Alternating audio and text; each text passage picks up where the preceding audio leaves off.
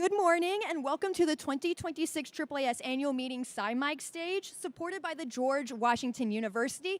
This is being presented in person here at Phoenix, as well as streaming online at the AAAS annual meeting YouTube page. Before we get into our next interview, someone left a phone at the SciMic stage, so if you are missing a phone, our stage manager, Emily, has it. So yeah, just wanted to point that out.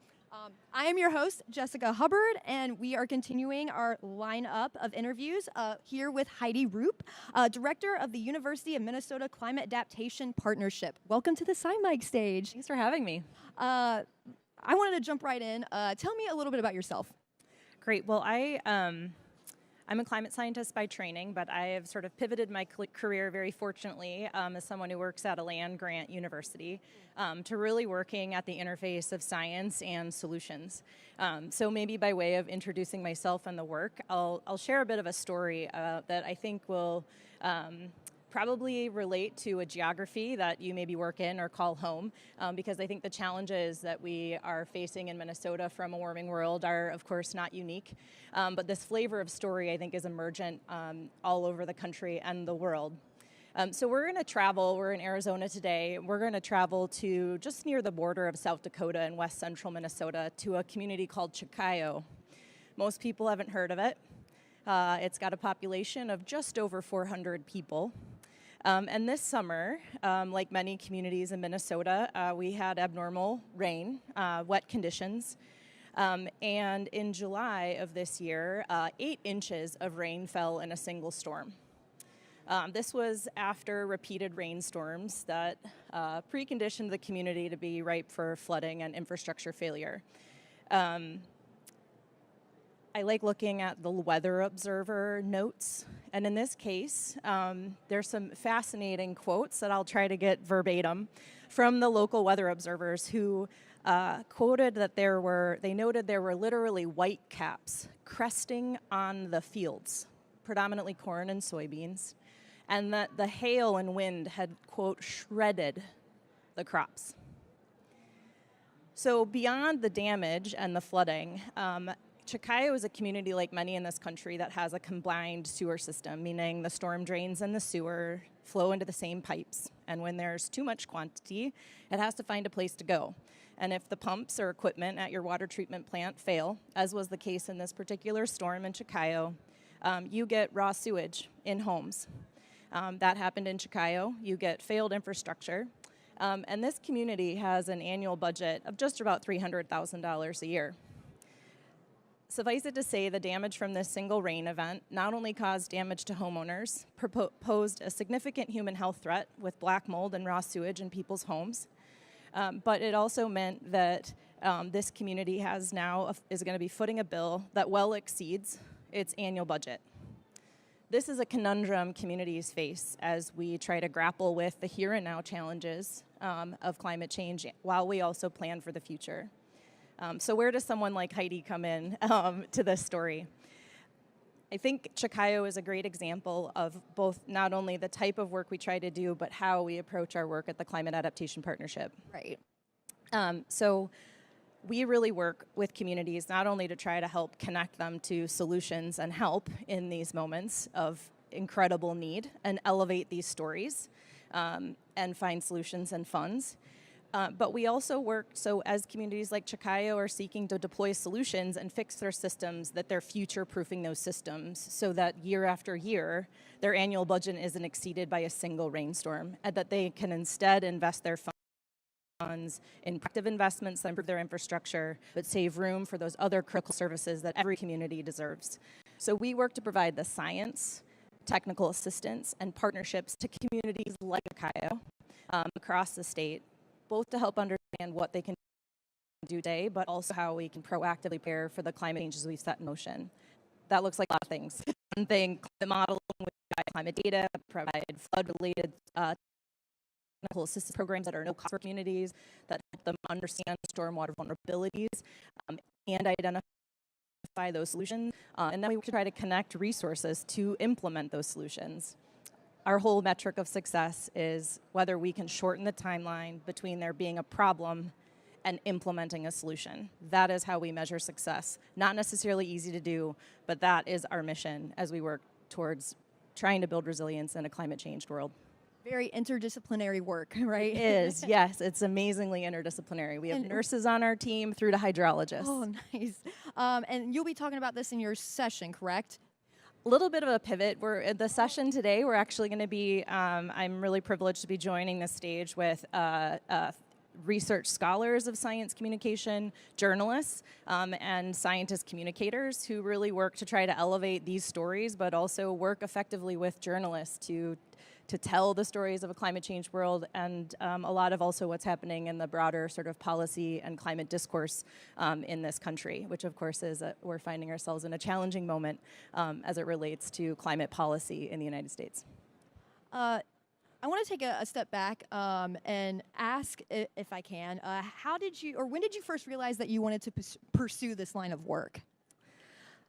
So I've been fortunate through my career since an undergrad when I was thinking, geology, what is that? And what can I do? And what kind of career do I want to have had mentors that have provided really applied real world experiences, hands-on experiences to not only, to basically take the textbook and see what it means in the real world. So I've been very fortunate to have opportunities to do science in context and in partnership with communities. So I also felt while I was doing my various degrees, all of which ended up being in geology, that the work I was doing was still not applied enough.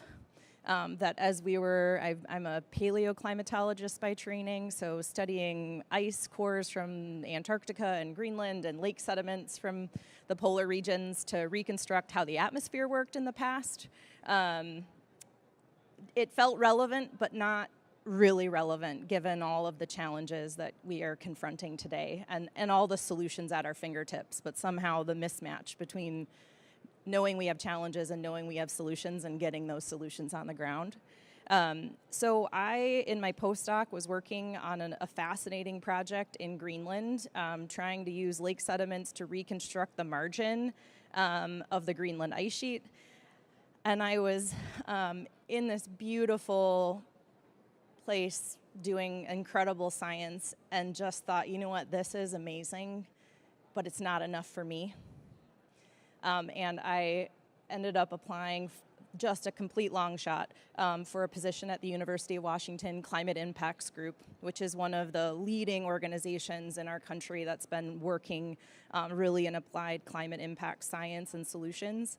And I threw my hat in the ring for a scientist communicator position and found myself there, and then through a winding career, found myself at the University of Minnesota in a faculty position, but where my teaching component is an extension, which is teaching and working with communities and professionals and state agencies, tribal governments, really to think about how we bring and what science, frankly, what science we should be pursuing and to really solve the here and now problems. And so it's been an interesting arc, but have found myself, I think, in frankly, the dream job. So we have a lot of students who are attending this conference, and they may be listening in now or going to the session later. What advice do you have to them when they hear your story and say, wow, I want to do something like that? I'd say that I think similar to the previous speaker, I think mentoring and advice and guidance and ideas are definitely a two-way street. Yes. So I would encourage students who often are coming with some of the most innovative ideas to push your faculty members and your mentors to help you foster those partnerships, or frankly, invest in the ones in the relationships that you already have.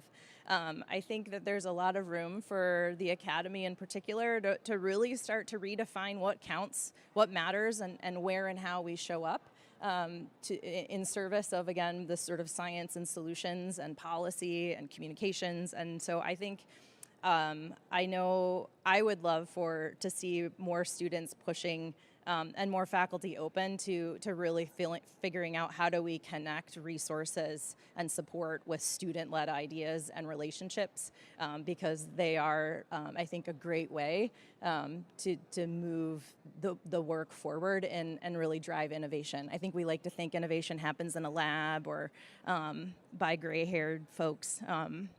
You don't see them right now, but they're there. Don't worry, they're there. But I think really, faculty can be more participatory listeners, and I think students should really push and not be afraid to bring your ideas and questions, because that is really how great science gets started and good science gets done.